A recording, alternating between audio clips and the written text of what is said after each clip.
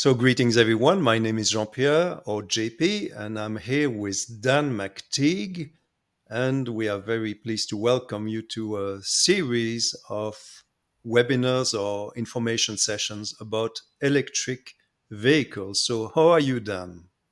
I'm fine, Jean-Pierre, and I'm JP. I'm very much looking forward to what I hope will be an informative discussion for everybody. I think both you and I bring plenty to this to the table here in terms of this issue and many others, but they are all related, and I am looking forward to an opportunity to do a little bit of back and forth on some pretty important topics that I hope at the end of the day will give people a much better understanding from our perspectives of the electric vehicle. Absolutely. And so, it's not only electric vehicles, it's essentially mobility, energy, affordability. It's it's a broad range of topics, but we are going to look at this novel, not that novel, but a topic that has a lot of impetus right now, which is the electric vehicles. Now, for those of you who don't know Dan, maybe can I ask you to introduce yourself briefly, and I will do so myself Well, afterwards. Jean-Pierre, I'm not a hard person to read. Spent part of my career in politics, serving as a Liberal member of Parliament, covering the energy, transport, and of course, consular files. Prior to that, I was public relations specialist with a little company known as Toyota Canada and Lexus.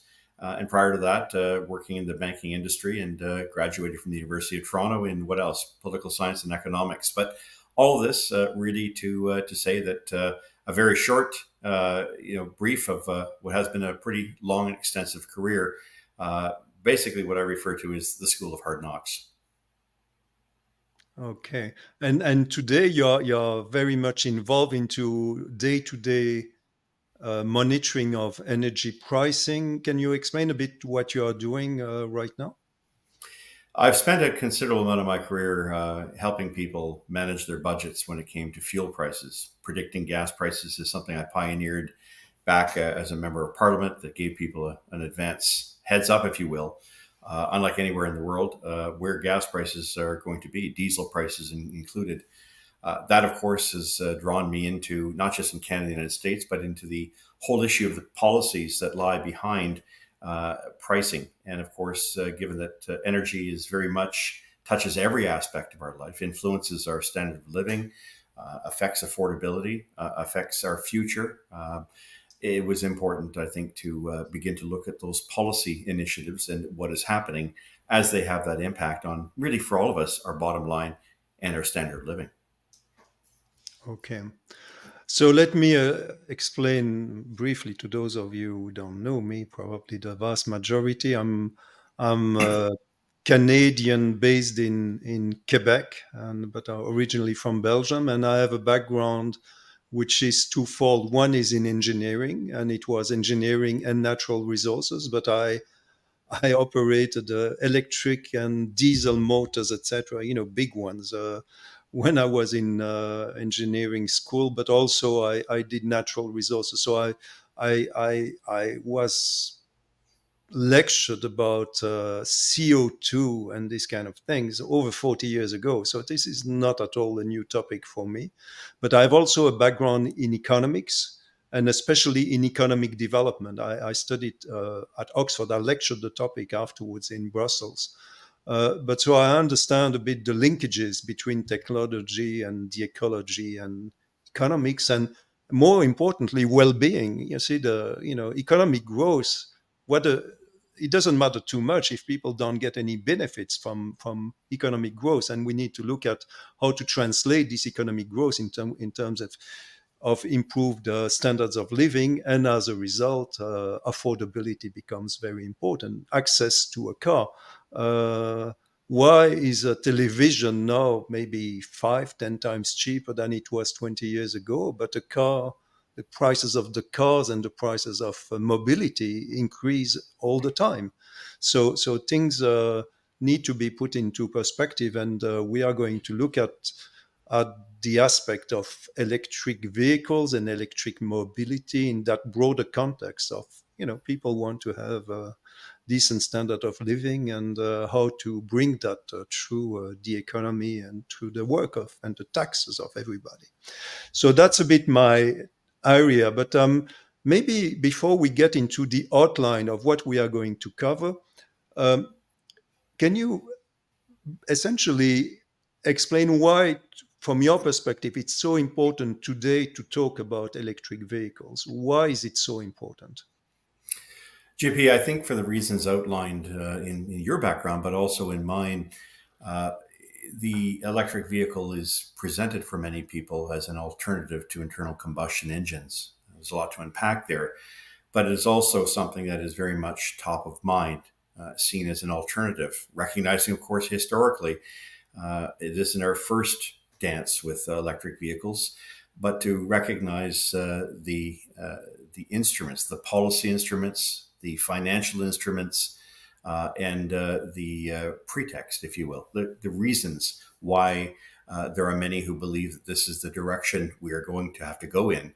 And for those reasons, the topic of electric vehicle cannot be separate from some of the big issues of the day. You mentioned affordability, issues on climate change, issues surrounding alternative new technologies, and really a groundswell of what is being proposed as a upheaval type of change in the way in which that mobility that you referred to a little earlier takes place. So it's not a small topic. It's not an insignificant, but very much an important element of a much larger picture as some seek to create this great transition. To what remains a bit of a mystery, but behind it requires a significant amount of public and private sector involvement and policies to support what is going on or what is being proposed to go on.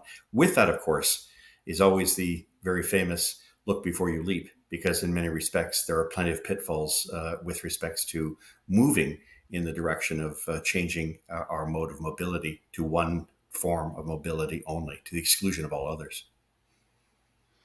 Absolutely. And I'm, as I mentioned, I'm from Belgium, and you see, mobility is so different in Europe than it is in North America. You see, the high-speed trains is so common. You see, train mobility is crazily developed in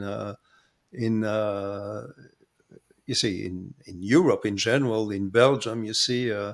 In Belgium, you can cross Brussels, for example, through with the trains. You see, in many cities, you need to move from one station to the other through the metro or whatever, because things have not been planned in advance. You see, so mobility is a very different. It's differently approached in various countries, and in Canada. I mean, to go from Montreal to Toronto by train, good luck. I mean, it's crazily slow, Yes. and it's totally underdeveloped compared to what you can find in Europe. But let me tell you what triggered my interest in the topic. And my late cousin Pierre, who passed away far too young, did his whole career in electric vehicles, and he did his thesis in engineering in Brussels. And when I was a teen, I was wondering what would I study afterwards. And so I was maybe 12, 13 years old, and he was already finishing his studies in engineering. Very difficult studies. I can tell you that that university is very tough in engineering. And he did his thesis on electric vehicles at the time. So I got lengthy discussions about EVs at the time, and things have not changed that much, because it was the focus, the big issue. And he was telling me that again, like, I remember this conversation like if they were yesterday. It was the Yes, batteries. It was the batteries, and it's still today the batteries. exactly. Of course, you need the electric supply to charge the batteries. But if you have a very heavy battery that takes a lot of time to charge, that is not necessarily that safe. Uh, I mean, things have not evolved that much. There's been improvement, but not at all the kind of improvement you have seen with computers and these kind of things at the time. You see, so that basically triggered my interest, and then I started scratching a bit, and I wrote an article a bit for the fun, and I thought it was interesting, and that's basically how I got into the topic. But it's really something that that drew my attention with the context of these early conversations. So maybe I will be a bit biased and say, "Oh, yeah, Yes. it's the battery stupid, it's the battery stupid." But yeah, that's basically how it goes. So we are going to cover today just the outline of what we are going to cover in more details later on. But I would like to mention that we come here with a very open mind. We don't have an agenda here. We are independent. We are not paid by anyone to do this. It's our free time, and also I think we need, to capture the fact that this is a something that is very much in flux, in the sense that, for example, the technology is evolving. Mind you, the first electric vehicles date from the 19th century. At some point, the electric vehicles were more prevalent than the internal combustion engine vehicles. So the technology is evolving a lot these days, and what we are going to say at the current technology level may not be true in a matter of years. So we need to keep that in mind. But the topic remains still very, very essential, because maybe the the technology is not mature enough, and then governments went ahead with huge measures to push these vehicles, and we may be a bit too early in terms of this mass adoption of these vehicles given the current technology level. So I think we need to keep all of this in mind, and maybe the electric vehicle in a few years' time will be a much better proposition than it is right now. Do you want to add any kind of caveat before we get into the outline of the sessions?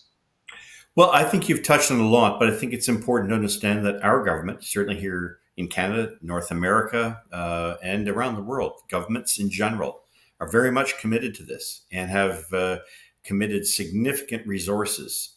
I would say displacing other forms of public interest and public policy.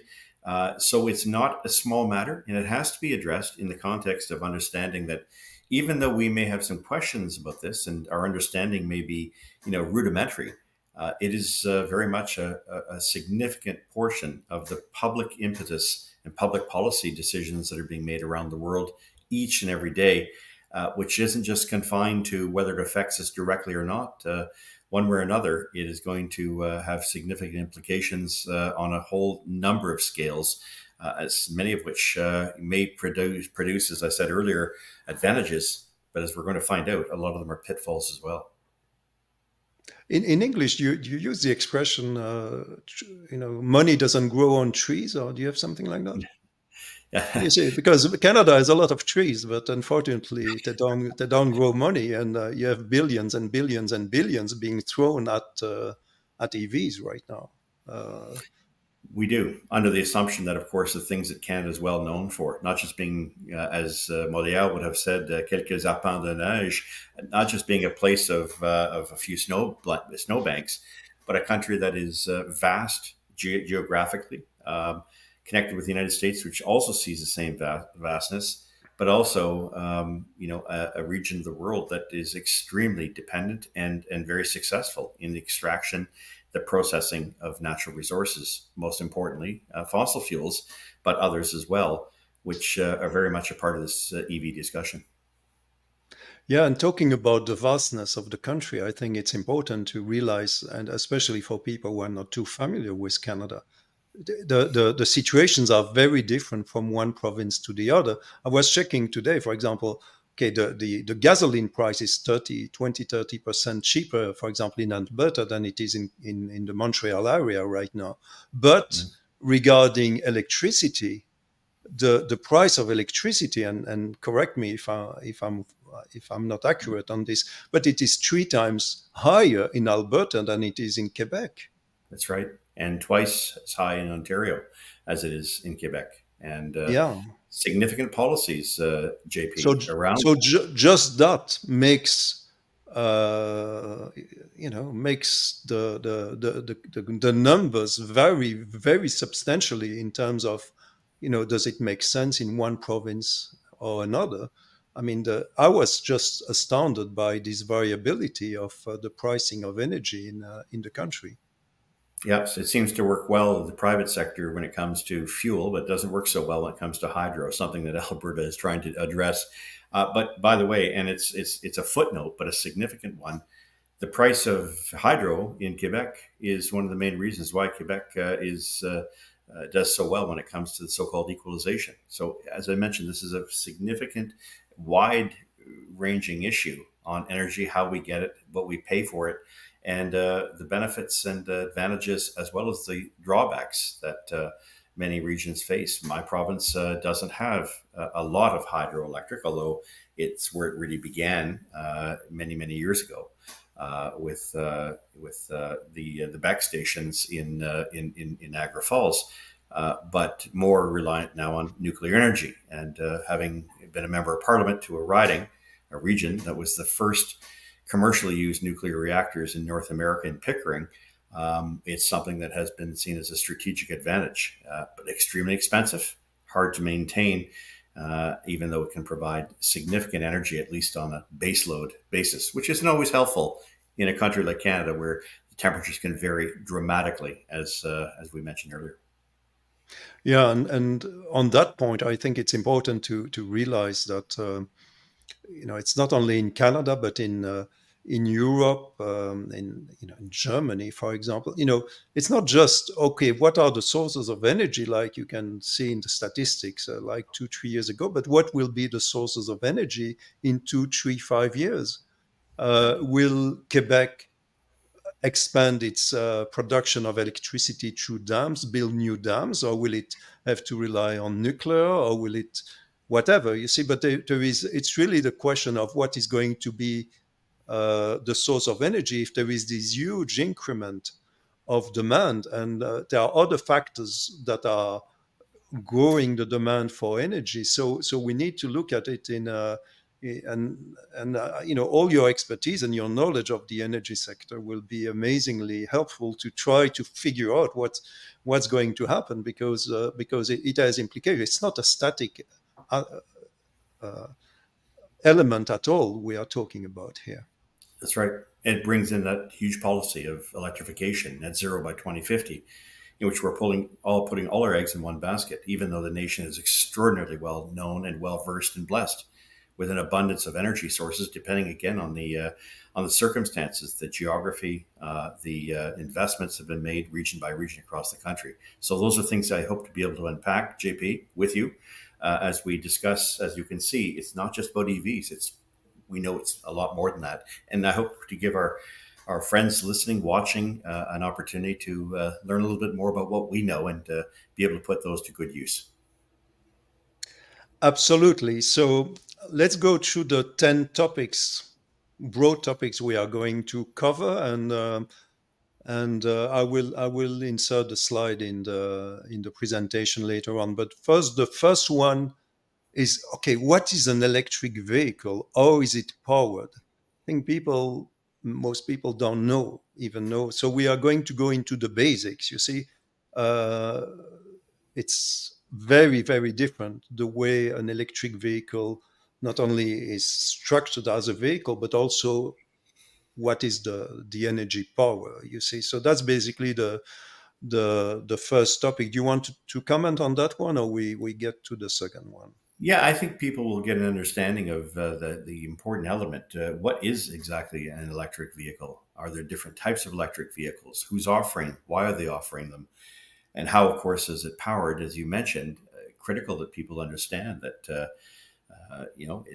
it may be seen as a clean solution, but how it's powered has a lot to do with its source, its transmission, how it gets to you, what you need to do to upgrade to make sure that you get that. And in fact, it may very well lead us into some discussion about the fragility of the existing grid system and how much more money will be required to invest when we see numbers that are extraordinarily high.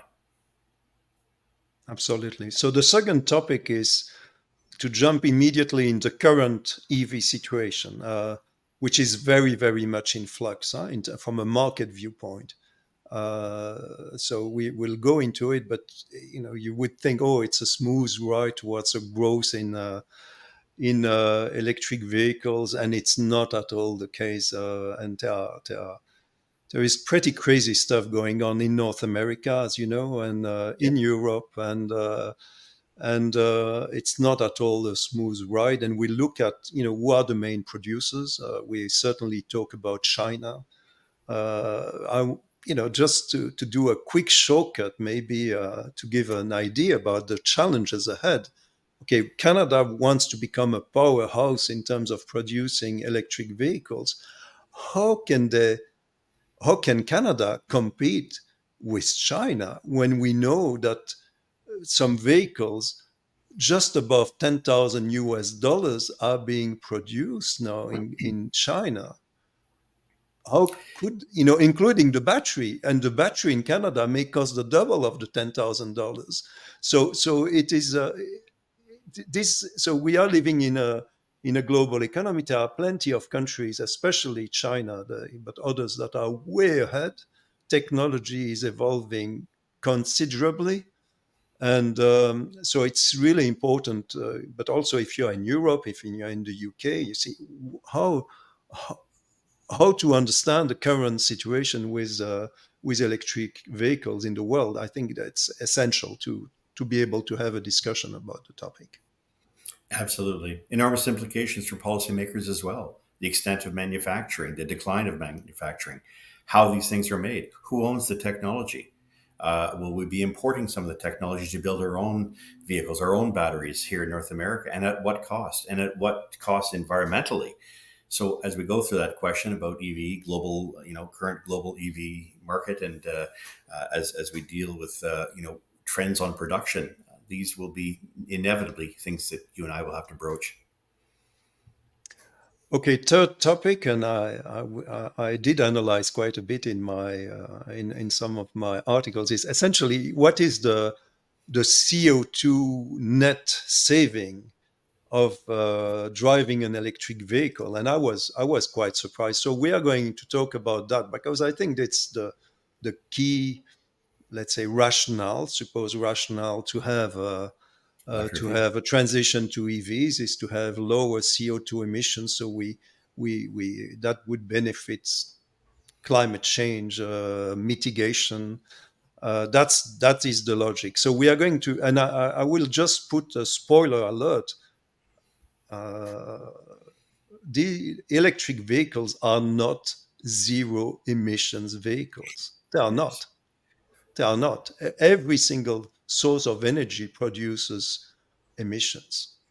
And that brings also the all this issue of what are we talking about? Are we honest when we talk about zero emissions vehicles? You see, but I want to have that session because I think it's really important to understand. We talked about Quebec with huge hydro. Okay, the electricity is cheap, but also it produces very few emissions compared to a jurisdiction, let's say, for example, like Poland, where most of the energy comes out of coal. You see, the same thing with China, and so we need to understand that the emissions associated with EV transportations vary considerably, not only with the model of the car, but also with the location where the vehicle is moving around, and so that's basically the topic number three. And it should be a good one because it does provide, again, a number of avenues to other discussions, which may not have been completely considered when we go out there and want to do right by the environment and we want to reduce our carbon footprint. I think it's an important discussion and perhaps a significant reason for pause as we look towards these things as an alternative, which in many respects they may not be. And topic number four, it's very much for Canada, but Yes. also northern USA and Scandinavia, and it is something that is related to the technology, but there are shortcomings of EVs for cold climates, and these are not small shortcomings. I mean, the batteries in the currently used batteries don't like the cold at all, and so it's important to discuss that because we always that car, that specific model has this amazing range, and I'm going to have the extended range, and with the larger battery, but it all depends on the temperature outside. You see. Well, and if we consider light passenger vehicles as well, what happens when you start to go to heavier vehicles? The country is, as I mentioned earlier, a significant resource producer. Try to make a battery work in northern Ontario, northern Quebec, or northern Alberta. Anywhere from pretty much now, November, December, well into March. So the limitations are certainly there, and it's something that I think, considering the conditions under which we request these things to work, the whole issue of reliability is now becomes more in sharper focus for those out there who haven't really given this a lot of consideration. So we'll talk then about these issues of risk associated with fire. Probably many of you have Yes. seen, some EV fires. They exist. They may be rare, but they exist. And there are also issues with car parks, for example, because EVs are not only risking of igniting or facilitating the propagation of fires, but also there is an issue of weight. We can also add all in terms of the risk, the issues of weight of vehicles, which is not a good Yes. thing for security, safety. So we are going to have a session on that one. And then we are going to move to something that you already alluded to, topic number 6, which is the electric grids. Can electric grids in their current form support an expansion of EVs? And this put extra pressure on the grids. That's going to be topic number 6. Do you want to comment on that one? Yeah, I think it requires us as a country in which much of our population is concentrated within 100 miles, or if you will, 120, 140 kilometers, 160 kilometers of the US border, but to understand the intricacies of what makes our grid operate, not just at the personal level, the home level. I think we will also have in that topic a very important discussion about interties between provinces, the limitations of transmission of electricity over lengthy places, and regions of the country which are going to require not billions but trillions of dollars in order to make viable the move to electrification. So the grid is very much an important part of this discussion that is definitely intertwined with the issue of electric vehicles. A very good, important topic. And then we get into all the essentially the measures that are being implemented by governments, because it's not like there is something amazing, there is a product that is amazing, and then people are starting to embrace it, and there is a you see the market forces are bringing the better product on the market in terms of convenience, and affordability, cost of operation, etc. So we have subsidies all over the place, rebates. There are also things that are a bit more hidden in terms of the retailers of cars that are going to be sanctioned if they don't sell enough of these vehicles. So we need to dig into what is happening in terms of the measures implemented by governments to promote these EVs right now. Are they justified, and what are the implications? I think we understand the carrot, the subsidies to buy, subsidies to make, subsidies to build out the infrastructure. But we don't talk a lot about the stick, the so-called mandate, which says you have to do these things by a certain period of time, and if you don't do them, you don't sell your vehicles. What does that mean for Canada's economy? What does that mean for Europe's economy? What does that mean for North America's economy? If the technology, as we now know, as we're getting closer to those deadlines, appears to be that we are no closer than we were 5 years ago when these things were dreamed up. Yeah, and talking about mandates, what is, and that gets back to topic number two. You see, that a lot of the market demand, which is faltering right now, but it may be transitional. But a lot of the demand is associated with mandates. It's not real consumer demand.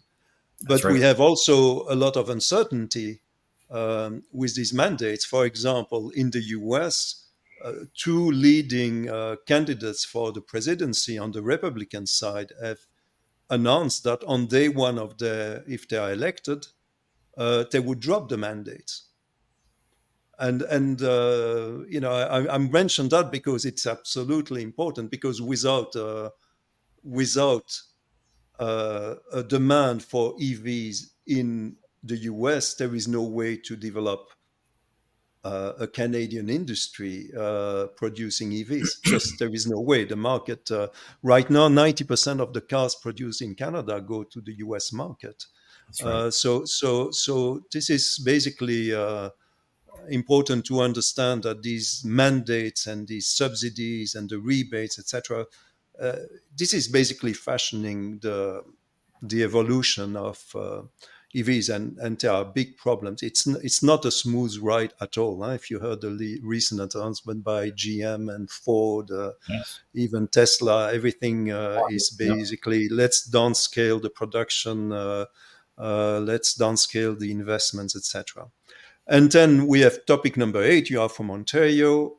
You know, can Ontario become a electric vehicle powerhouse? Is it realistic? That's basically the goal, it seems, of the federal government and the Ontario government. But is it realistic? I think it's important to have a discussion on that very topic. And we will unpack that because it brings into consideration several other important realities about how these plants and the investments in them are to be financed, how they are to be powered. You're not going to have a bunch of windmills sitting beside a plant with Stellantis or VW. You're going to have to go to dirty old natural gas to power these things. So the consideration has to be: is it the right investment? Is this lithium ion battery technology going to be viable in 30 years when the parliamentary budget officer says we will finally see a return on the 32 billion bucks that's been put forward so far?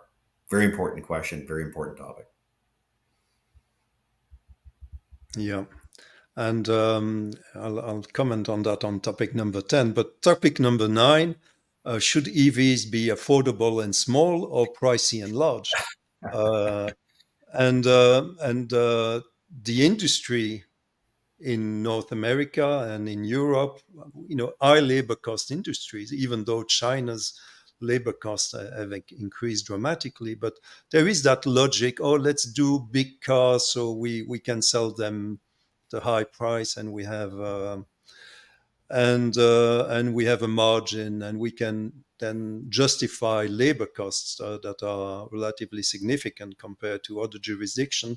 But the reality with EVs is that you want to have, and generally speaking, if you want to have affordable and also energy efficient vehicles, you need smaller vehicles, and and that is essentially a big issue, and from a pure kind of human, how do you call that, you know, kind of human coaching, human development, personal. Yeah. You see, if the idea is to go from A to B, this trend that has been seen in North America over the past, and in Europe too, you know, towards much bigger vehicles. You see, SUVs were not really on the agenda 50 years ago.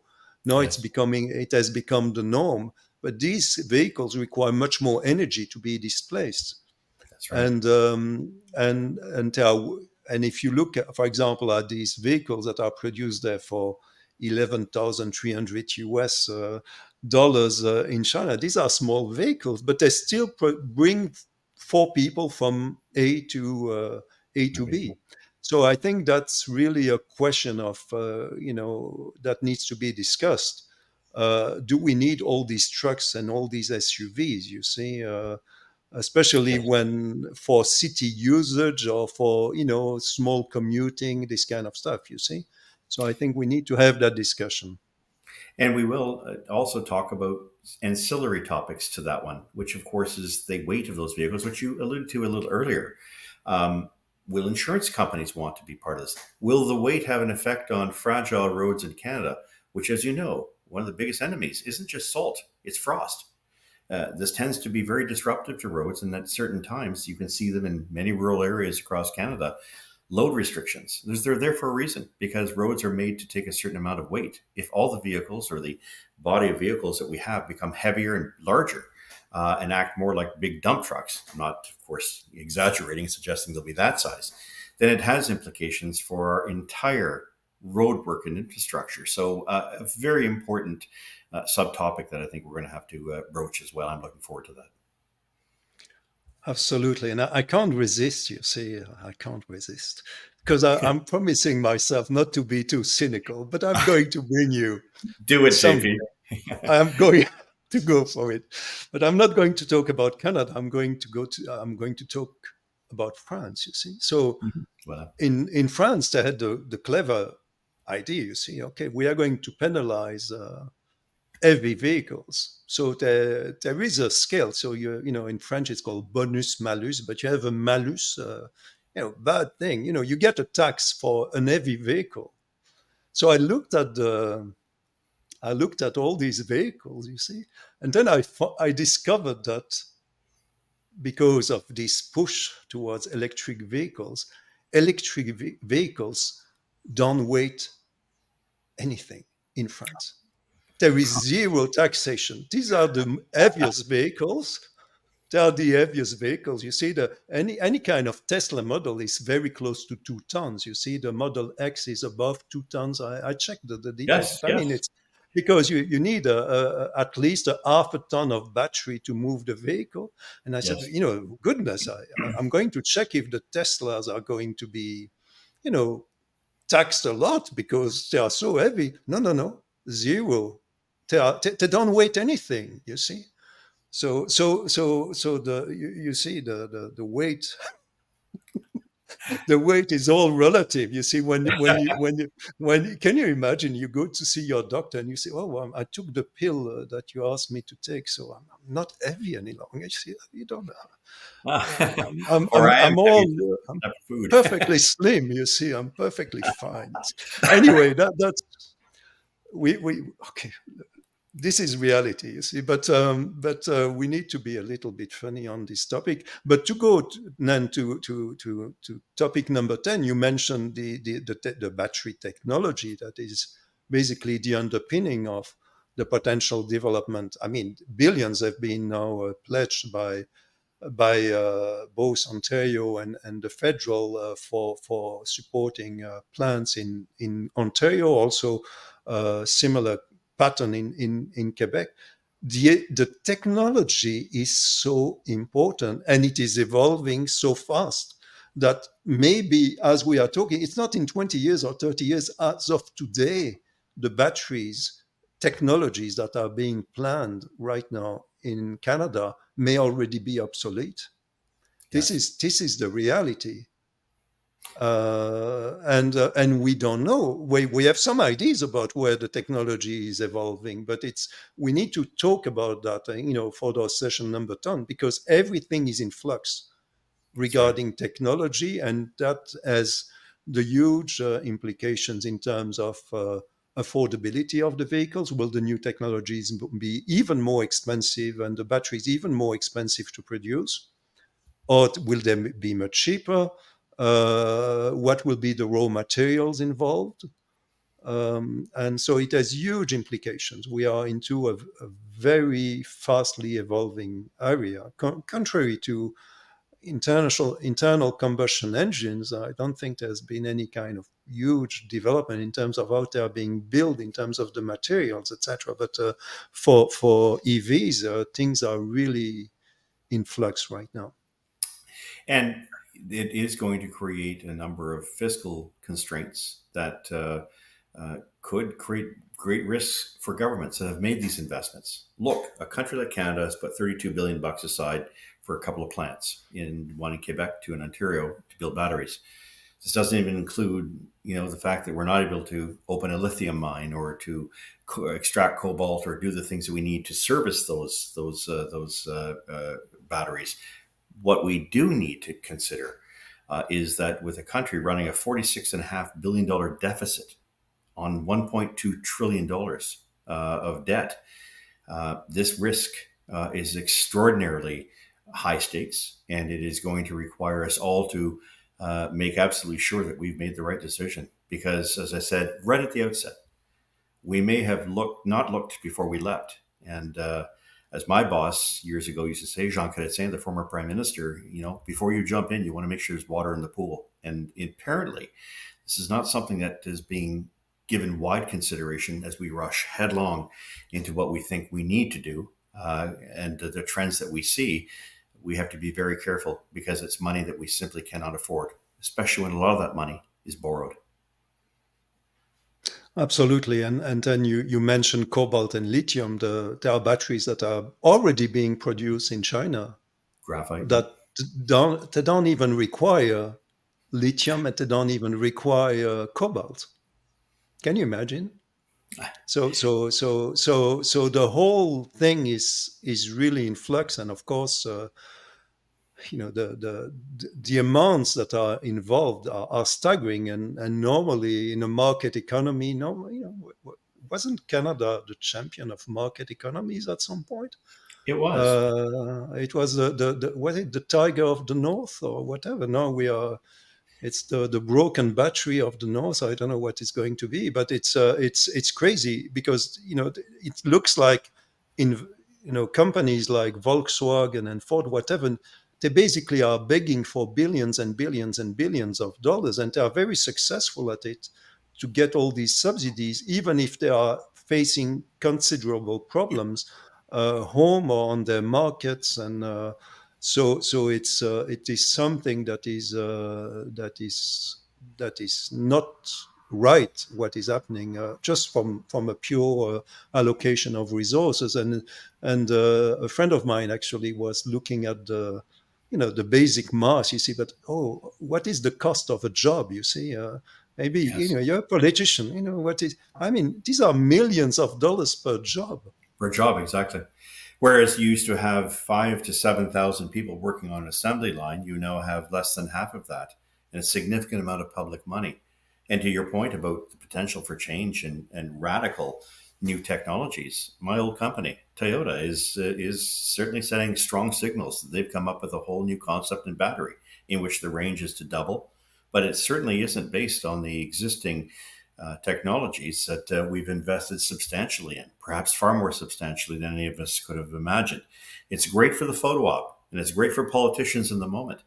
But the long term headache of not getting this right, and I think increasingly there's a perception, a weariness, a real concern that we've acted too quickly and perhaps irrationally in putting all our eggs in one basket, as seems to be the case here in Canada with public policymakers who see things very tunnel vision and can't see the reality of the world that is changing in front of us. Absolutely. So we will have a lot to discuss and more and more, but that's basically the outline. So do you want to add anything at this point, or we can essentially say see you soon for the first topic out of Yeah, this 10? I think this is to inform and to help people make those decisions. We, as you quite rightly said, we have no agenda. We're not here to promote. We're not paid to promote. We're doing this because collectively, the work, the understanding, our backgrounds indicate that these are discussions that we perhaps should have had before, going in head first on EVs. But now that we're here, these questions and these topics are ever more important to help people manage what is a very, very important area of public policy and one that directly affects them, whether they drive or will drive an EV or not. Absolutely. And let me just mention that we are planning to get this video also as a podcast, and we will bring you all the information. We're going to try to reach out.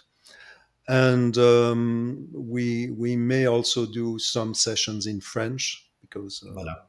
nous parlons tous les deux français. Oui, ça en français facile. But that's essentially that is the topic. Voila. So I'm so pleased, Dan, to be able to do this project with you. It's going to be interesting, intellectually stimulating, and fun. And learning from each other. Thank you so much, Jean Pierre. Thank you so much. Take care. Bye now.